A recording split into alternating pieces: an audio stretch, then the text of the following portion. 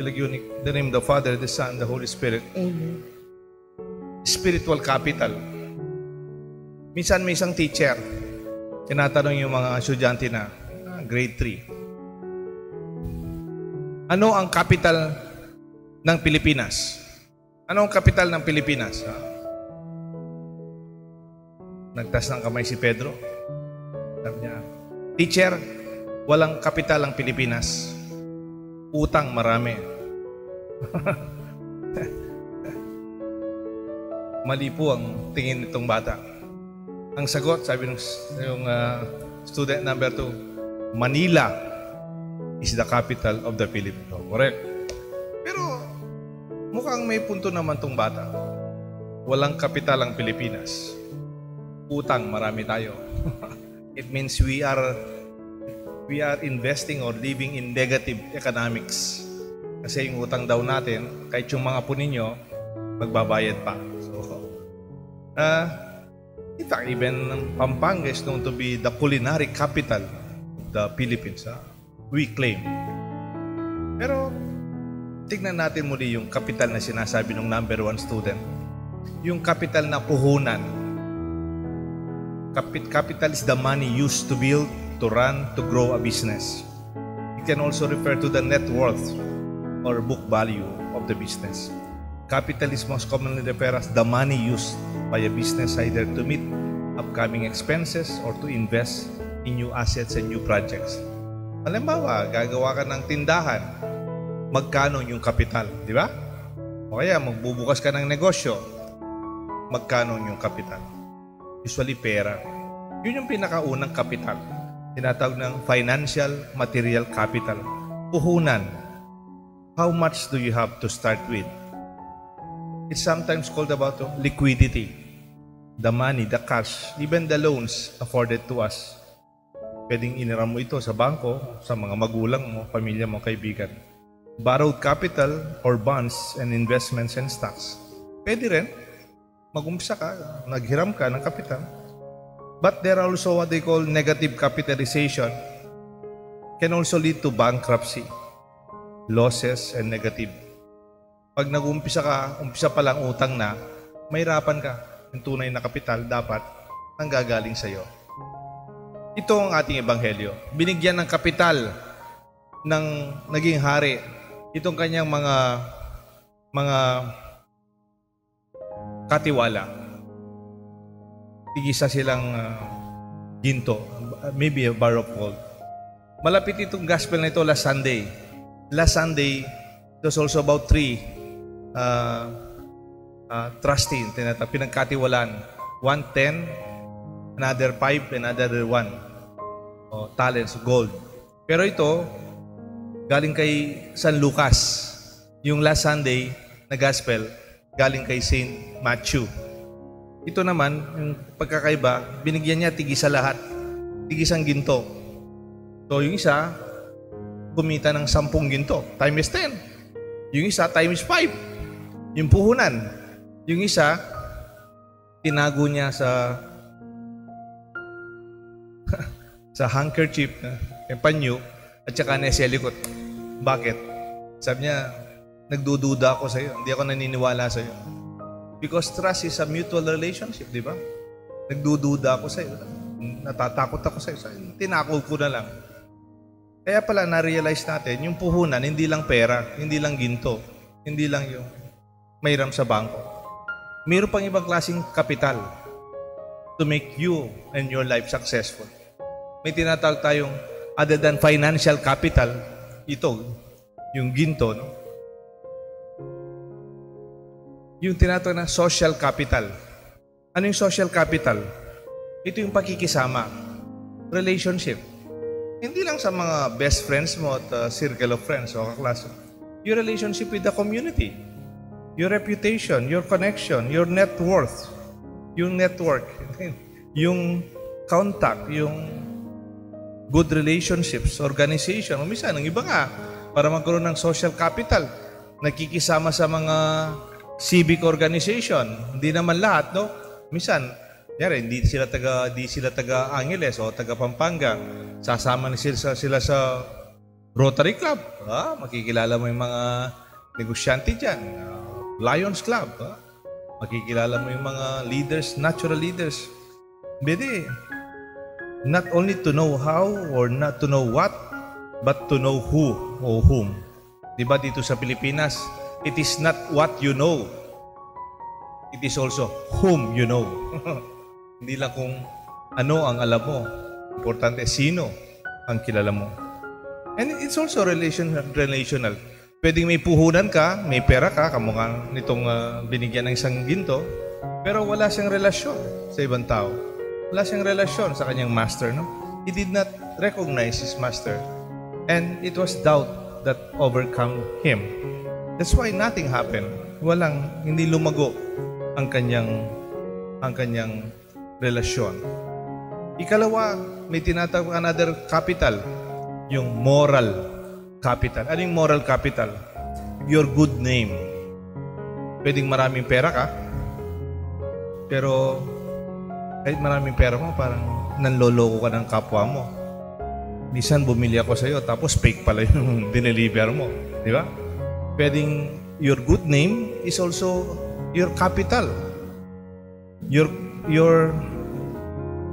right way of living, your choices, your track record, your good moral character reference, di ba? Pagpapasok ka sa trabaho ngayon, meron pala silang good moral character. I-check ka sa dati mong pinagtrabahuan sa inyong community before they hire you. Your reputation and how you are known as famous or even notorious is important. Kaya hindi porke may pera ka o matas ang pinag-aralan mo bilang engineer or architect ka, pero kung hindi naman magandang naririnig nila tungkol sa pangalan mo, it will not also make you successful, isn't it? Financial capital, social capital, moral capital. Meron pa, yung tinatawag na grace capital. Ano yung grace capital? Gifts from God, all given freely. Ano ito? These are your natural gifts, your natural talents. You did not achieve this. You did not work for this. Wala kang diploma dito. But hulog ng langit ang tawag dyan. Your talents, your inborn skills. Halimbawa, may mga batang yung talent nila, boxing, basketball, skills, singing. They have natural talents in music. These are also capital. Natural, galing sa Diyos. Parang yung boses mo lumalabas. Siguro, kung inisip ko, siguro isang naging kapital ni kasing singer na kamag-anak mo? Apple Diap. Diba? Apple Diap. Hindi naman tinuro sa school yung pagkakanta sa kanya, no? Wala naman siyang diplomang music specialization, no? Wala naman siyang doctorate in music. Wala, no? Natural, di ba? Parang natural siyang in love with music. That is what they call grace capital. Kapital na galing sa Diyos. Hindi naman niya pinag-aralan, pero natural na maganda yung boses niya, tsaka meron siyang beat, no?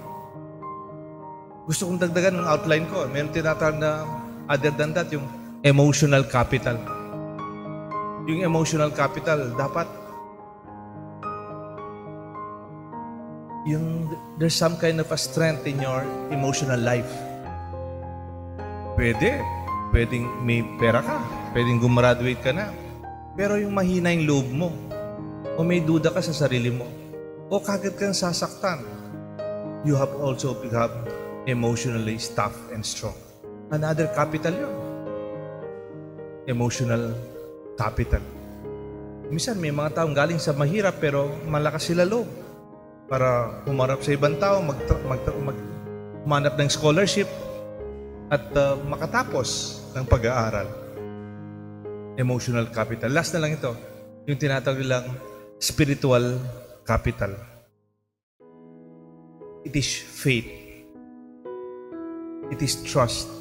It is hope, believing, determination, positivity, joy, and confidence.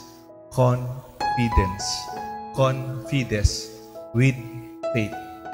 Ito isang kapital din.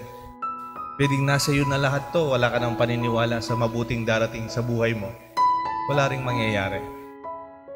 Ang dami palang kapital na kailangan natin, di ba? Kasi bigay ako ng example, no? Hindi pa man nag-umpisa, bankrupt na. Pwede ba yun?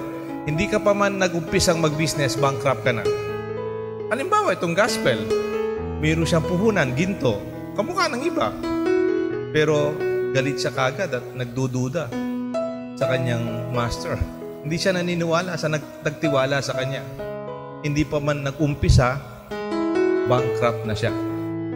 Parang alam niyo yung anak nung mayaman sa Ebanghelyo, yung prodigal son na tinatawag natin. Di ba pinamanahan siya kalahati ng ari-arian ng kanyang tatay? Ang ginawa niya, binenta niya. Good time siya. Wala siyang moral capital. Wala siyang social capital. Di siya kilala doon sa lugar na yun. Lalong-lalo na, wala siyang spiritual capital. Kaya kahit maraming puhunan niya, umpisa pa lang. Hindi pa man siya nag-take off. Alam mo na, hindi siya magiging matagumpay. When you assess the capital capacity of a person. Kahapon po, nag-meeting kami. Kasama ko si Engineer Mariano Lerit, yung Mark Lerit, yung kaklase ko. Tsaka yung si Architect Ian, yan. Anunciacion, yung anak ni Maylin. Tinatanong ko, malakas ba yung ating pinagawang second floor? Baka naman mahina yung ating pinagawa, sabi ko. Kasi yung first floor, nilagyan natin na second floor.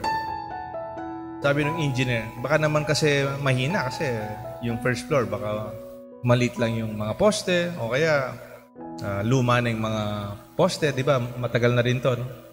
Sabi ng engineer, very confidently, sabi ng engineer, this is about hindi lang simpleng engineering. Ang tawag dito yung about strength, no? The strength of the structural engineering, no? Sabi nung engineer Lerit, Father, when you assess the strength of a building, you do not only look at one post. Hindi mo lang tinitignan yung isang poste. Tignan mo ilan yung poste. At tignan mo yung kung posting ito ay nagkakadugtong-dugtong. At tignan mo yung posting ito kung malalim ang kanilang pundasyon sa ilalim. At ang posting yan, pag nagkadugtong-dugtong, ang lakas ng isang poste, hindi lang isang lakas. Kung walo yung poste, 8 malalakas na poste at pinagtugtong-dugtong mo, yung lakas nila halos hindi mo na makita, lagpas sa 8 because it's multiplied by more. Yun tinatawag kong different capital sa buhay. Pagka nagkadugtong-tugtong itong capital natin sa buhay natin, your moral life, your spiritual life, your emotional life, your spiritual life, your gracious life, the gifts of God to you, even the financial and the social capital that you have.